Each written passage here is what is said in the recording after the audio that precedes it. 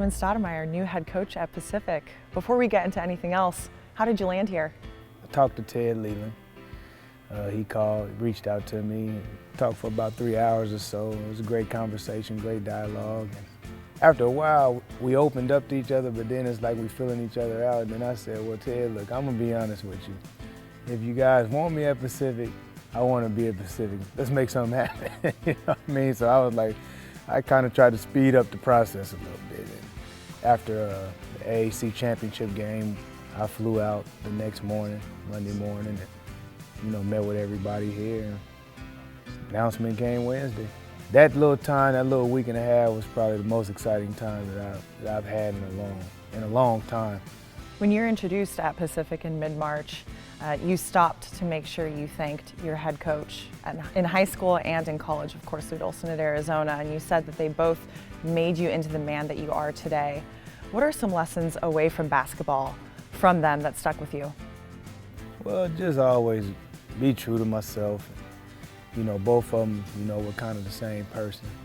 Coach Beachel, when I was in high school, it was a little different because, he's seen the growth, not only as a basketball player, but he's seen the growth as a student. He gave me one of the worst grades I ever got in high school, and it was because he said I wasn't doing things to my potential.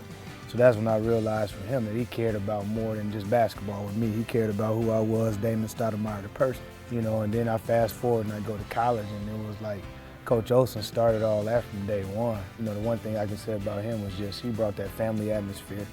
His family was truly involved in the program at Arizona, so you couldn't help but to take away all the good things that you've seen that he did from a family perspective and try to carry that on with the rest of your life.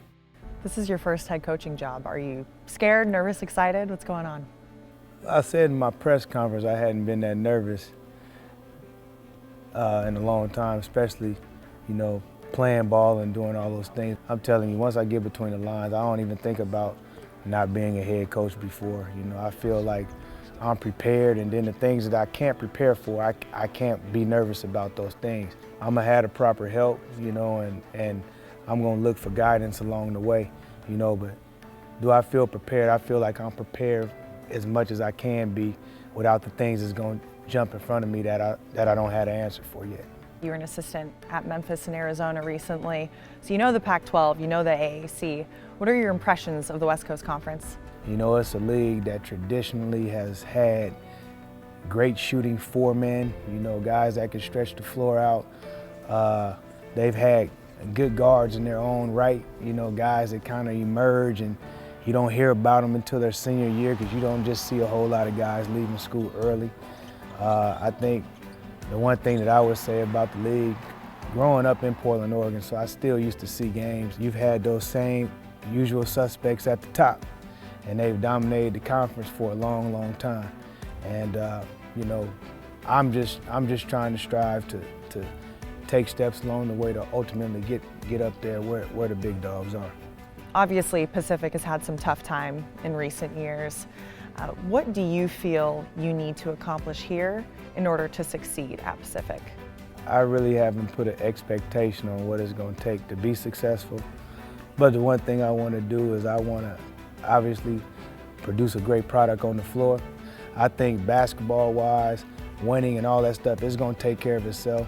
I think that the college experience in itself is all about relationships. So the one thing I want to do is I want to help these guys nurture relationships moving forward. I can remember struggling as a freshman, and then we're in the Babcock dorms, which you probably can relate to, and on I'm on the first floor. On the second floor is Teddy Bruschi. I just look at things like that, like you just never know where guys are going to be. Relationships are nurtured and relationships are built as you move forward, and I think that collectively, our guys don't realize that maybe a manager that we have on the team can eventually be the CEO of a company.